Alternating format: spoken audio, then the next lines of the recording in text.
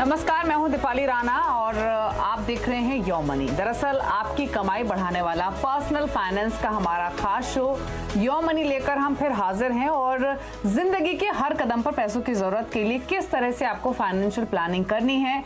यो money में हम आपको ना सिर्फ बचत करना बताएंगे बल्कि अपनी बचत पर आप मोटा मुनाफा कैसे कमाएं ये गुर भी हम आपको सिखाएंगे ताकि आप जिंदगी के हर गोल को अच्छे से पूरा कर सके। तो अगर आप भी यो मनी में सवाल पूछना चाहते हैं तो हमें आप ईमेल कीजिए। हमारा ईमेल आईडी है mf@moneycontrol.com mf@moneycontrol.com और आप इसके अलावा जो हमारा व्हाट्सएप नंबर है वहां भी अपनी क्वेरीज आप भेज सकते हैं। 7045220000 ये हमारा नंबर है जहां अपने सवाल आप भेज सकते हैं। इसके अलावा आप यो मनी फेसबुक और ट्विटर पर लाइव भी देख सकते हैं। अपनी क्वेरीज आप सोशल मीडिया प्लेटफॉर्म्स पर भी पोस्ट कर सकते हैं। तो चलिए शुरू करते हैं आज का शो। और आज हमारे साथ मौजूद हैं कंप्लीट सर्कल कंसल्टेंट्स के मैनेजिंग पार्टनर क्षितिज महाजन। क्षितिज, स्वागत है आपका इस शो में। और एग्जिस्टिंग इन्वेस्टमेंट्स हो या फिर नई इन्वेस्टमेंट की करनी हो शुरुआत, उससे रिलेटेड तमाम सवाल हम शामिल करेंगे। और क्योंकि हम ऑलमोस्ट 2 साल बाद कम बैक कर रहे हैं तो इसलिए समय नहीं लेंगे, फटाफट से क्वेरीज को शामिल करना शुरू करेंगे।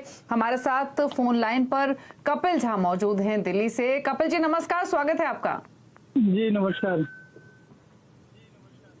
हेलो जी नमस्कार। बताइए क्या पूछना है आपको, क्या गोल्स हैं? जी मेरा जो पोर्टफोलियो है उसको एक बार डिवाइड करना है, जो सही चल रहा है या गलत है, कुछ बदलाव की जरूरत है। और मेरा गोल है 15 साल में 1 करोड़। ठीक है, तो 15 साल में 1 करोड़ रुपए। और अभी आपने जो डिटेल्स हमें बताई है, एक तो आप अपनी उम्र बता दीजिए और कितना आप सालाना या महीने में कमाते हैं उसकी जानकारी दीजिए प्लीज। जी मेरा उम्र 33 ईयर्स है और सालाना 5 लाख प्लस है। अच्छा, एक बार बताइए, जो आपने मुझे पोर्टफोलियो भेजा उसकी डिटेल्स में अभी स्क्रीन पर आप देख भी सकते हैं। ये आपने लमसम इन्वेस्टमेंट किया हुआ है या आप ये मंथली एसआईपी आपकी चल रही है? एसबीआई ब्लू चिप में, कोटक मल्टी कैप में एसआईपी है। और ये कितने समय से एसआईपी चल रही है आपकी? ये कुछ तो 4 साल से चल रही है, कुछ ऐसा जो 3 साल भी है, 2 साल भी है। मतलब आप, ठीक है, वो आपने डिटेल्स लिखी हुई है। अब मैं डिटेल्स फटाफट से क्षितिज को बता देती हूँ। क्षितिज, हालांकि इनका सवाल आपके पास है, 33 साल इनकी उम्र है, 5 से 6 लाख रुपए सालाना कमाते हैं और उसके हिसाब से इन्होंने देखिए डिसेंट प्लानिंग की हुई है। अगर आप इनका म्यूचुअल फंड देखें portfolio, SBI blue chip fund है, 4000 रुपए मंथली दे रहे हैं, 3 साल हो चुके हैं। कोटक का मल्टी कैप है, अगेन 4000 दे रहे हैं हर महीने के, 4 साल हो चुके हैं। Franklin India Prima fund, Axis blue chip fund, Axis mid cap fund. तो इनके पास mid cap, multi cap, blue chip का कॉम्बिनेशन फिलहाल दिख रहा है। पीपीएफ में भी ये डाल रहे हैं 1 लाख रुपए सालाना 6 साल से। तो आप बताइए, ये 15 साल में 1 करोड़ का जो इनका टारगेट है वो अचीव हो सकता है इस पोर्टफोलियो से, या इनको इन्वेस्टमेंट्स धीरे धीरे बढ़ानी होंगी? दूसरा सवाल, इस पोर्टफोलियो में कोई बदलाव की जरूरत है या फिर नहीं? सबसे पहले तो दीपाली, वेरी हैप्पी टू सी कि इन्होंने 17,000 की सिप करी हुई है मंथली बेसिस पे। एंड ये अमाउंट जो है वो इनके गोल के लिए पर्याप्त है। बट मुझे ऐसा लग रहा है थोड़ी से चेंजेस अगर ये करें पोर्टफोलियो में, जहाँ पे इनके पास 2 ब्लू चिप फंड्स हैं। अभी क्या है, आफ्टर 2018 नई रेगुलेशन के हिसाब से सारे लार्ज कैप फंड को 80% प्लस टॉप 100 स्टॉक्स पे रखना पड़ता है। अगर आपको याद हो, सेबी ने रेगुलेशन चेंजेस किए थे। उससे बेटर है ये इंडेक्स फंड ले लें या एक्टिवली मैनेज कुछ फोकस फंड ले लें। जैसे 2 फंड्स कोई खराब नहीं है वो, बढ़िया है कि दैट इंडेक्स फंड 1/4 या 1/3 कॉस्ट में यही काम करेंगे, इनको सेम उन्हीं लाइन पे, लार्ज कैप की लाइन पे रिटर्न्स दे देंगे। सेकेंडली, अगर ये एक्टिवली मैनेज कुछ मल्टी कैप फंड जैसे focus category, SPS focus, HDFC focus या कोटक फोकस में से कोई चूज करेंगे फंड, तो उनका 1-2% से डेल्टा आएगा जो existing blue chip fund return दे रहे हैं। तो वो देख सकते हैं चेंजेस के तौर पे अपने पोर्टफोलियो में। जहां तक बात लगती है, देखिए 15 ईयर्स में अगर 1 CR की बात करते हैं तो रूल ऑफ 15, जो मैं फिर से आइटरेट करूंगा, 15,000 की सिप अगर आपकी 15% से कंपाउंड करती है और आप 15 साल के लिए करते हैं तो आपको 1 CR मिल जाता है। That's a power of compounding. But Deepali, इसमें ये 70,000 कर रहे हैं और हम मानते हैं कि 12% is the right return expectation जो मार्केट से होनी चाहिए। जितना हम एक्सपेक्ट कर रहे हैं नॉमिनल जीडीपी के हिसाब से आपको उतना रिटर्न मिल सकता है इक्विटी मार्केट से, अगर आप समय दो तो अगर 17,000 की सिप कर रहे हैं और 12% से ग्रो करती है तो 15 से 16 साल के अंदर इनको ये पर्याप्त राशि मिलती है। तो जितना लंबा करेंगे उतना अच्छा है। यहाँ पे बता रहे हैं 5 लाख की इनकी आयु है, 5 लाख की इनकी आय है पूरे साल की।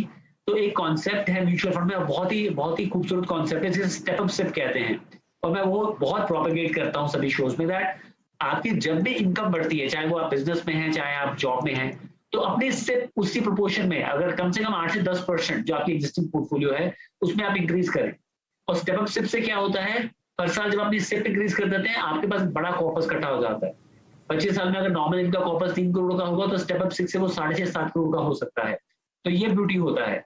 अदरवाइज बिल्कुल फाइनेंशियल फ्रीडम की राह पे निकले हुए हैं झा साहब एंड अच्छी प्लानिंग कर रहे हैं, पीपीएफ में भी कंट्रीब्यूट कर रहे हैं। मेरा ये सजेशन रहेगा उसमें भी कंट्रीब्यूट करते रहें एंड अपना पावर ऑफ कंपाउंडिंग के over a period of time फिर आप इस फाइनेंशियल फ्रीडम को एंजॉय करें।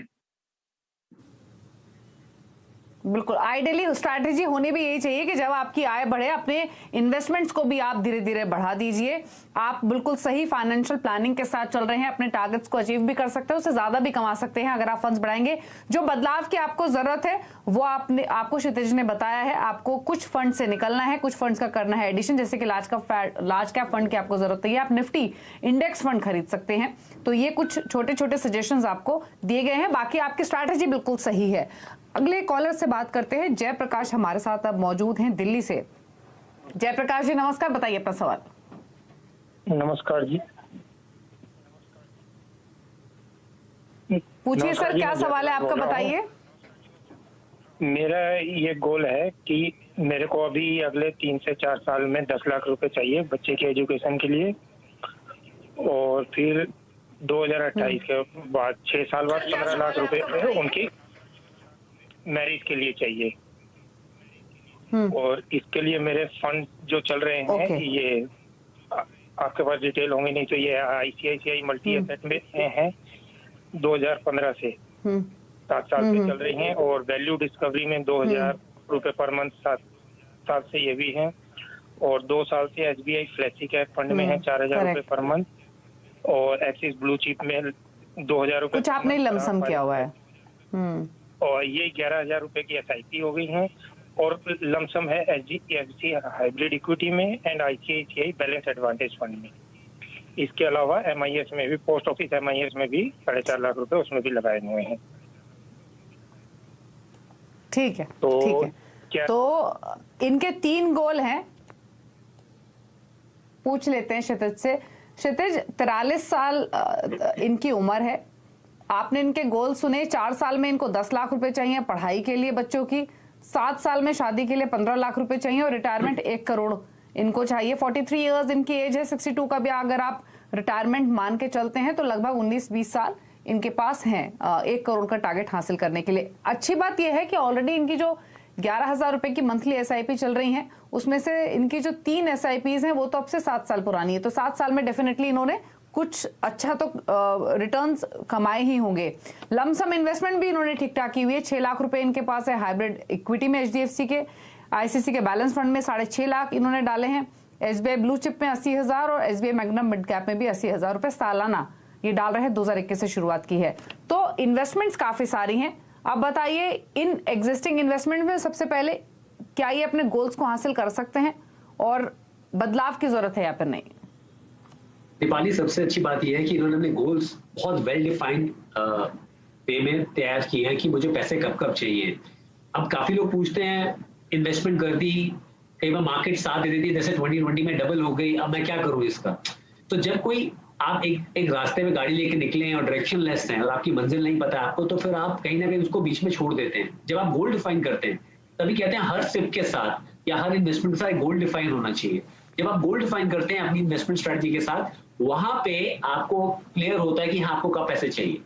दूसरी बात मैं बार बार इम्फसाइज इसलिए करता हूँ कि दैट लार्ज कैप फंड की जगह इंडेक्स फंड ले लेना चाहिए। बिकॉज देखिए 2 तरीके से पैसे बनते हैं, एक तो है परफॉर्मेंस फंड की आती है, दूसरा जितना एक्सपेंस पे आप काम करते हैं। बिकॉज इंडेक्स फंड काफी कॉस्ट इफेक्टिव रहते हैं विज़ एक्टिव मैनेज फंड।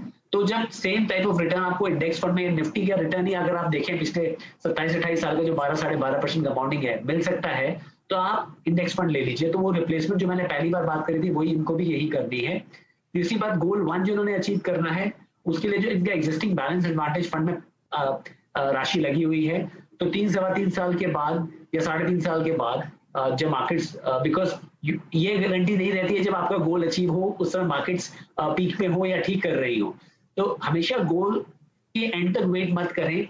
8 महीने से 1 साल के अंदर पहले जब गोल आने वाला है, आप पैसा अपना एक सेफ एसेट में शिफ्ट कर दें उसको, जहाँ पे चाहे लिक्विड फंड में डाल दें या आर्बिट्राज में डाल दें, या आप किसी भी या अपने बैंक अकाउंट में ले लें, तो उसको आप शिफ्ट कर लें, क्योंकि आपको पैसे की जरूरत है। उस समय मार्केट नीचे होगी तो शायद आपको लॉस बुक करके पैसे निकालने पड़ेंगे, तो वो आपका जो balance advantage fund lump sum investment है उसमें से आपकी पूरी हो जाएगी। मैरिज की जो आप बात कर रहे हैं, आप ऑलरेडी 11,000 की स्टेप कर रहे हैं, और यहाँ से 7 से 10 साल के अंदर अगर आपको मैरिज के लिए पैसे चाहिए हैं तो उसके लिए आपका एग्जिस्टिंग जो बैलेंस एडवांटेज फंड का पोर्टफोलियो है वो अप्रिशिएट करेगा। साथ में ही जो आपकी स्टेप चल रही है, अगर आप इसको स्टेप अप करते हैं तो आपको एक बड़ा कॉर्पस राशि मिल सकती है। तीसरी जो रिटायरमेंट की बात करी है, विद करंट सिप आपको यहाँ से 14-15 साल के अंदर, मैं मानूंगा, मैं 58 मानता हूँ दीपाली रिटायरमेंट एज, क्योंकि the way things are going, मैं सोचता हूँ 62 आई बिलीव उतना समय नहीं मिलेगा किसी भी जॉब में। अगर अपना काम करें तो बात अलग है, अदरवाइज बहुत यंग पॉपुलेशन जॉब मार्केट में आ रही है, तो रिटायरमेंट एज 58 ही रहने वाली है। ये 40 है, तो 15 साल के हिसाब से अगर इस राशि को लेकर चलते हैं जो स्टेप कर रहे हैं और इसको स्टेप अप करते हैं, स्टेप अप का अगेन बहुत ब्यूटीफुल कॉन्सेप्ट है। अगर आप सुन रहे हैं सर, तो हर साल आप जब भी आय बढ़ती है अपने स्टेप को इंक्रीज करें और स्टेप अप करते हैं, तो कोई 1.25 करोड़ के आसपास की राशि इनको स्टेप अप सिप के बाद 15 साल के बाद मिल सकती है, जो करंट गोल है रिटायरमेंट के लिए वो पर्याप्त है। तो मैं सभी जो भी लोग सुन रहे हैं सबको एक चीज बोलूंगा, आप जब भी आज कोई पैसा डिसाइड कर रहे हैं उसमें एक इन्फ्लेशन का कॉम्पोनेंट जरूर लीजिए। आपको लग रहा है मे बी 1 करोड़ काफी होगा 15 साल के बाद, पर मुझे लगता है कि शायद जब इन्फ्लेशन पैसे की वैल्यू कम करती है तो वो शायद काफी नहीं हो, तो आप प्लीज उसको जरूर कंसिडर कीजिए। बिल्कुल वैलिड पॉइंट है ये कि अब से 10 साल बाद 15 साल बाद कितनी वैल्यू 1 करोड़ की होगी उसको ध्यान में रखते हुए, क्योंकि इन्फ्लेशन जैसे बढ़ी है उसके हिसाब से अपने गोल्स आप डिफाइन करें। लेकिन हाँ जयप्रकाश जी, आपको काफी सारी चेंजेस बताए गए हैं, थोड़े से आपको अपने फंड्स को बदलने की जरूरत है। Multi asset blue chip fund को ना रखें, बल्कि कोई निफ्टी इंडेक्स फंड आप ऐड करें, फोकस फंड को आप ऐड करें जिसमें SBI focus, Kotak focus fund हो सकते हैं। अपने गोल्स आप डेफिनेटली अचीव कर सकते हैं, धीरे धीरे एलोकेशन और बढ़ाने की कोशिश कीजिए। चलिए इसके साथ रुक रहे हैं एक ब्रेक के लिए। ब्रेक के उस पार पारुल हमारे साथ मौजूद हैं, उनसे चर्चा करेंगे, उनके पोर्टफोलियो पर लेंगे राय क्षितिज से। जल्द वापस आते हैं।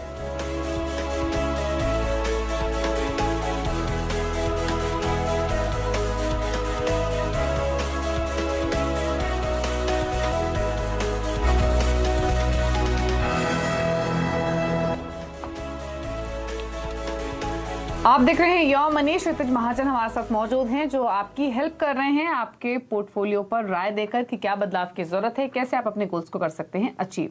हमारे साथ प्रभस मौजूद हैं फोन लाइन पर ओडिशा से। प्रभस नमस्कार, स्वागत है आपका। बताइए आपका क्या पोर्टफोलियो है, क्या सजेशन आपको चाहिए? ये मेरा पोर्टफोलियो है, तो मेरा बिजनेस फंड है ना, उसमें 8,000 चल रहा है, और मेरा फोकस फंड है वो 9,000 है। SBI फोकस में 9,000 है, और कटक स्मॉल कैप में 3,000, विजय मिड कैप में 5,000 है, और आपका ICICI सेंसेक्स फंड में 5,000। ऐसे मंथली SIP कर रहा है। ठीक है। और ये पारंपरिक में ठीक है, 9,000 तो 53,000 पर मंथ, करीब करीब आपके 30,000 हाँ 30,000 पर महीने की आपकी EMI वो चल रही है SIP म्यूचुअल फंड्स में। 6 फंड्स आपके पास हैं। अब आपका गोल क्या है ये बताइए। मेरा ये रिटायरमेंट गोल के लिए कितने क्या चेंज करना है, क्या कितने पैसा होगा वही सब। अच्छा, तो रिटायरमेंट के लिए बेसिकली आप इन्वेस्टमेंट कर रहे हैं। आपकी उम्र क्या है प्रभास? 48 है। 48 है। तो क्षितिज 48 साल की उम्र है और इनको सिर्फ और सिर्फ रिटायरमेंट प्लानिंग के लिए पैसा चाहिए। 48 साल के हिसाब से आप लगा लीजिए कितना समय इनके पास है। फंड इनके पास 6 हैं जो कि आपके पास ऑलरेडी हैं डिटेल्स, और टोटल SIP है 30,000 पर मंथ की। तो पहले तो ये बताइए कि इतनी इन्वेस्टमेंट से ये अपने गोल को अचीव कर लेंगे क्या, और दूसरा सवाल वही, क्या इनको बदलाव की जरूरत है इस पोर्टफोलियो में? फर्स्ट ऑफ ऑल खुशी की बात यह है कि दीपाली 42% ऑफ अपनी आय को ये सिप में डाल रहे हैं। 30,000 बहुत अच्छा अमाउंट है जो डाल रहे हैं। फंड सिलेक्शन इनकी बिल्कुल ठीक है, कोई बदलाव की जरूरत नहीं है। बहुत ही अच्छे फंड इन्होंने सिलेक्ट किए हुए हैं सिप के लिए। और अगर इन्हीं फंड्स को लेट्स से 60 की एज में रिटायर होते हैं, चलाते हैं, तो लगभग 1 करोड़ की राशि इकट्ठी होती है 12% के हिसाब से अगर हम ग्रोथ मानते हैं पोर्टफोलियो में। और अगर स्टेप अप करते हैं इसी को, जैसे आगे आय बढ़ती है उसमें 10% स्टेप अप करते हैं, कोई लगभग 1.5 करोड़ की राशि इकट्ठी होती है। तो अगर कोशिश करें, अगर स्टेप अप करें तो नथिंग लाइक इट। ओके, तो पोर्टफोलियो में बदलाव की बिल्कुल जरूरत नहीं है, आप अपने एग्जिस्टिंग पोर्टफोलियो के साथ रखिए। आपका इन्वेस्टमेंट भी डिसेंट है, और अगर आप मिनिमम रिटर्न भी एक्सपेक्ट करें 12% के आसपास का, तो 60 साल की उम्र में आप अपने लक्ष्य को जरूर हासिल कर सकते हैं। हालांकि म्यूचुअल फंड्स का रिकॉर्ड रहा है कि हमने 40-50% तक के भी रिटर्न्स आते हुए देखे हैं, अगर मार्केट की परफॉर्मेंस अच्छी रहे तो मिनिमम रिटर्न को भी एक्सपेक्ट करते हुए आप अपने लक्ष्य को हासिल कर सकते हैं। वाहिद अली हमारे साथ मौजूद हैं भोपाल से। वाहिद नमस्कार, बताइए क्या सवाल है आपका? मैम नमस्कार। सबसे पहले तो आपने मेरा सवाल लिया CNBC आवाज में, बहुत बहुत शुक्रिया अदा करना चाहूंगा। जी मेरा सवाल आप। थैंक यू अली साहब, बताइए क्या सवाल है आपका? जी मेरा सवाल आपको वहाँ शो हो रहा होगा जो मैंने भेजा हुआ है, तो आप जरा एक बार बिल्कुल सर को बता दीजिए। जी ठीक है, आप मुझे ये बताइए वाहिद, आपकी उम्र कितनी है, आप कितना कमाते हैं महीने का? देखिए मैं महीने का 30,000 रुपये कमाता हूँ और अभी सिंगल हूँ। अगले महीने मेरी मैरिड है और मैं रिटायरमेंट के लिए सोच रहा हूँ 38 साल की उम्र में। 38 साल की उम्र में आप रिटायरमेंट सोच रहे हो, और कितना पैसा चाहिए आपको रिटायरमेंट के वक्त? कम से कम मुझे 1 करोड़ रुपए तो चाहिए। तो ये बताइए 38 साल की उम्र, इतने जल्दी रिटायरमेंट प्लानिंग क्यों? क्योंकि देखिए मैम जिंदगी बहुत छोटी सी है, मेरा मानना है। पैसा तो मैं कमा ही रहा हूँ, आगे और इनकम बढ़ेगी, बिजनेस बढ़ेगा, पर प्रॉब्लम ये है मैम जब जिंदगी निकल जाए भरोसा नहीं, इसलिए मैं एक बार घूमना जरूर चाहता हूँ, तो इसलिए मैं 38 साल रिटायरमेंट की सोच रहा हूँ।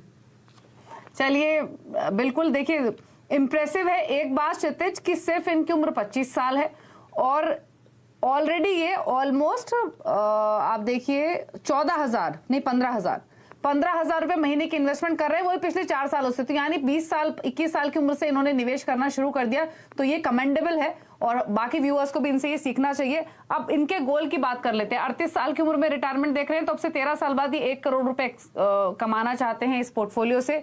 आपका व्यू क्या होगा? मिल सकते हैं दिवाली। रूल ऑफ 15 के हिसाब से अगर चलें तो 4 इयर्स हो गए हैं, 13 साल और हैं, 1 करोड़ रुपए आराम से मिल सकता है, क्योंकि 15 साल के सिप कर रहे हैं, 15 साल तक करेंगे और 15% से ग्रो करेंगे तो मिल सकते हैं। अगर 12% से भी ग्रो की तो 17% है, स्टेप अप करेंगे सिप तो भी पॉसिबल है, मिल सकते हैं। पर मैं यही बोलूंगा, पहले तो बहुत बहुत बधाई हो कि आपने इतनी जल्दी इन्वेस्टमेंट्स की करना शुरू किया म्यूचुअल फंड में, ये अपने आप में कमेंडेबल चीज है। But at the same time मैं बार बार सबको सभी दर्शकों को बोल रहा हूँ, जो कंपाउंडिंग का फॉर्मूला होता है वो इन्फ्लेशन का भी होता है। अगर आज 6% में हमारी इन्फ्लेशन है और 72 बाय रेट ऑफ इन्फ्लेशन है, तो बताता है पैसे की वैल्यू कितने साल में आधी हो रही है। तो हर 12 साल में पैसे की वैल्यू आधी हो रही है। तो जब तक आप रिटायर होंगे, जो आपको 1 करोड़ चाहिए वो उस समय आपको 2 करोड़ की जरूरत पड़ेगी खर्चों के हिसाब से। तो आपको आज 2 करोड़ की प्लानिंग करनी है, तो आप अपनी कीजिए और अपने को काबिल कीजिए कि आपको एक राशि 13 साल के बाद मिल सके। बिल्कुल, चलिए सलाह आपको मिली है वाहिद, और उसी हिसाब से आप थोड़े से चेंजेस अपने पोर्टफोलियो में कर लीजिए। एंड इम्प्रेसिव है कि आपने काफी जल्दी इन्वेस्टमेंट शुरू की है। अब समय की कमी है, इसीलिए क्षितिज बहुत संक्षेप में एक चीज मैं आपसे जानना चाहती हूँ। हमारे बहुत सारे ऐसे व्यूअर्स होंगे आई एम श्योर जो कि इन्वेस्टमेंट्स की शुरुआत करना चाहते हैं, म्यूचुअल फंड पोर्टफोलियो बनाना चाहते हैं, उनके लिए टॉप 4 नेम्स आपकी ओर से क्या हैं? SBI फोकस फंड मैं जरूर बोलूंगा, बिकॉज वो डायरेक्टली इंटरनेशनल स्टॉक्स में भी 15-16% का एक्सपोजर लेता है, जो क्लाइंट्स को इंडियन टैक्सेशन के हिसाब से इंटरनेशनल फंड्स में स्टॉक्स का एक्सपोजर मिलता है। दूसरा HDFC फोकस फंड है, बैंक और इंफ्रा टर्नअराउंड टीम के ऊपर बेस है, बहुत अच्छा फंड है, गोपाल अग्रवाल उनको मैनेज करते हैं। तीसरा आपका, ये मेरी लाइकिंग है, अपना ड्यू डिलिजेंस कीजिएगा। तीसरा जो है पारंपरिक फ्लेक्सी कैप फंड है, अगेन 30% तक इंटरनेशनल स्टॉक्स में एलोकेशन लेता था। अभी कुछ टाइम तक आरबीआई की विंडो वो क्लोज है, पर जैसी वो विंडो ओपन होगी दोबारा से एलोकेशन लेंगे। तीनों ये मल्टी कैप कैटेगरी में आते हैं। चौथा टाटा डिजिटल फंड है। इंडिया का जो अगर आप ओवरऑल एक्सपोजर देखो डिजिटल एलोकेशन का निफ्टी में, वो 18-20% ही है, जबकि ग्लोबली 30% है। तो टेक्नोलॉजी एक बहुत बड़ा बूम होगा। एंड पांचवा आपका प्रमाणिका का आपका मिड कैप अपॉर्चुनिटीज फंड है। पांचों फंड अपने आप में अपनी कैटेगरी में बहुत अच्छे अंडरलाइन स्टॉक पोर्टफोलियो लेके बैठे हुए हैं और मेरे को लगता है वो अच्छा करेंगे। पर ये मेरी पसंद है, आप अपनी ड्यू डिलिजेंस कीजिएगा, ये कोई रिकमेंडेशन नहीं है। तो पसंदीदा फंड क्षितिज ने आपको बताए हैं। अगर आप कर रहे हैं म्यूचुअल फंड पोर्टफोलियो की शुरुआत तो इन स्टॉक्स को कंसीडर कर सकते हैं। थोड़ी अपनी रिसर्च भी कीजिए, वो बहुत जरूरी होती है जब आप पोर्टफोलियो क्रिएट करें। थोड़ी खुद की पढ़ाई लिखाई भी बहुत इंपॉर्टेंट है। चलिए शुक्रिया क्षितिज, आप शो में आए, आपने सभी व्यूअर्स की क्वेरीज को आंसर किया, थैंक यू सो मच। और इसी के साथ शो को समेटने का भी वक्त है। तो इसी के साथ योर मनी में तो इतना ही। कल फिर हाजिर होंगे आपकी क्वेरीज लेकर, और अपने सवाल आप हमें भेज सकते हैं ईमेल आईडी के जरिए, सोशल मीडिया प्लेटफॉर्म्स पर और हमारे व्हाट्सएप नंबर्स पर। नमस्कार।